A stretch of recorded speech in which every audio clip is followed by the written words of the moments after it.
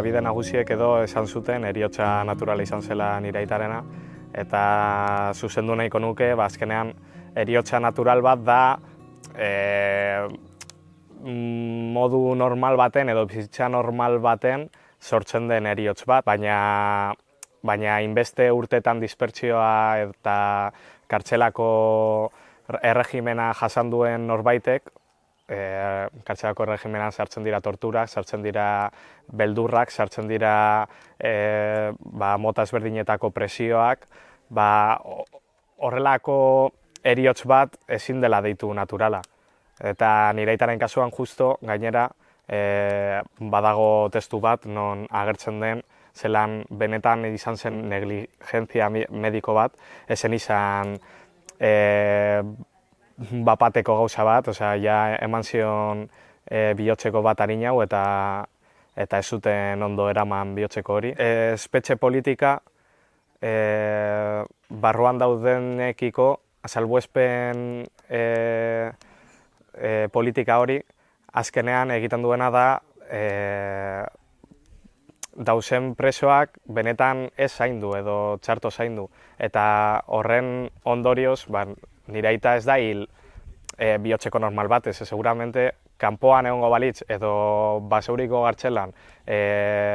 mediku normalekin eta salbuespenik gabeko espetxe politika baten,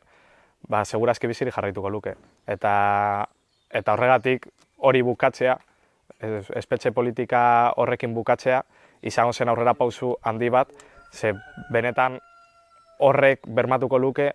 ez zela berriro nire aitaren kasua gertatuko, edo gutxienez ez hain arrunt izatea. Ze baitugu beste preso batzuk hil direna nire aita eta gero, eta nik esan nuen bere garaian, ojala nire aita azkenengoa izatea, eta hori ez da bete. Heriotz hori naturala deitzen denean, daudena egiten da eskutatzen norena den errua. Azkenean nire aita hilda estatuaren eskuetan. Ez dagoen ez aitortzarik, estatua jarraituko du berdin edozein presorekin, eta azkenean arazoak jarraituko dute horrela. Egongo dira heriotzak, egongo dira azkenean bake bat egiteko, benetako bake bat egiteko, utzi behar dute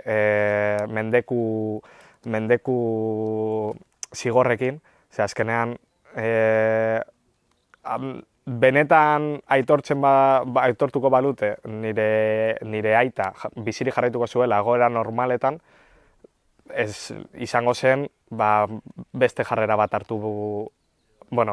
haiek be bai ikusten dutela beste jarrera bat hartu beharko dutela, eta orduan lortuko genuke benetan bi aldetatik berdintasunan egotea. Azkenean, onartzearen heriotza edo erailketa edo deitu nahi duzun bezala,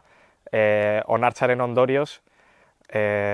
horrek emango zuen aurrera pausua izango zen, ez zela berriz gertatuko, eta ez zuela inork gehiago sufrituko, ni eta nire amak sufritu dugun bezala, eta nire aita bezalako heriotzik ez zela berriro errepikatuko. Aitortza falta niri pertsonalki ez dit afektatzen edo ez nau mintzen, edo azkenean niretzako inportantzia gehiago dauka aitortza horretan, da aitortzen den momentuan estatuak, zeo zer txarto egiten zauz dela aitortzen baduzu, autokritika egiteko modu bat da, ez? Ezin duzu autokritika bat egin, ez baduzu aitortzen txarto egiten ari zarela